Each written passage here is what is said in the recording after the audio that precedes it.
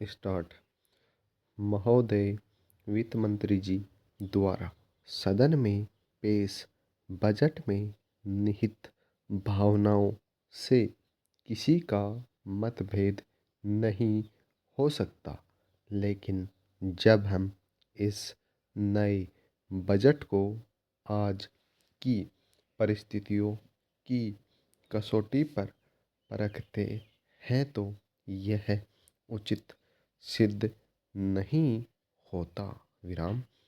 नए बजट में विकास की दर बढ़ेगी, इसका कोई आश्वासन नहीं दिया गया है। कमजोर वर्ग को राहत मिलेगी, इसके संबंध में भी कोई ठोस उपाय या योजना नहीं दी गई है। विराम।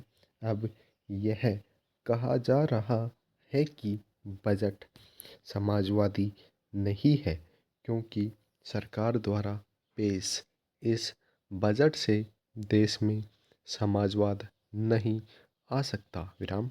यह भी कहा जा रहा है कि गरीबी मिटाने के लिए हमारे वित्त मंत्री के पास कोई जादू का डंडा नहीं है। विराम। मेरे विचार से यह बजट विकास विरोधी बजट है।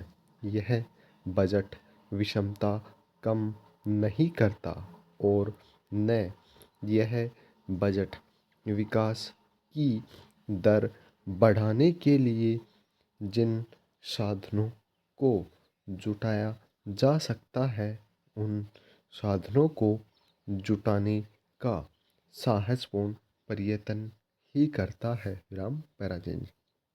मुझे आश्चर्य है कि प्रत्येक बजट में योजना के नाम पर अधिक रुपए रखने की बात कही जाती है और इस बजट में भी वित्त मंत्री महोदय ने अपने बजट भाषण में कहा है कि हमने करोड़ों रुपए इस वर्ष की योजनाओं के लिए रखे हैं। विराम।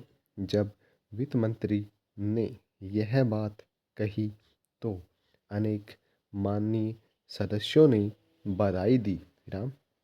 मैं जानना चाहता हूँ कि क्या योजना की कसौटी सफलता या लक्ष्यों की प्राप्ति केवल उसके लिए रुपया रखने तक ही सीमित है।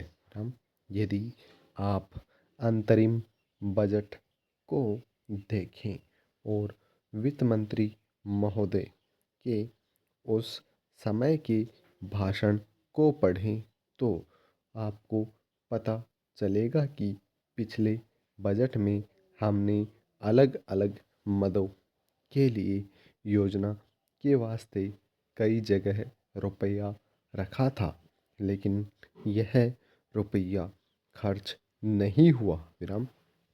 मेरे कहने का अर्थ यह है कि जिस काम के लिए रुपया रखा जाए और वह खर्च न हो तो आश्चर्य की बात है। विराम। पैराचेंज। गरीबी हटाओ का नारा लगाया गया।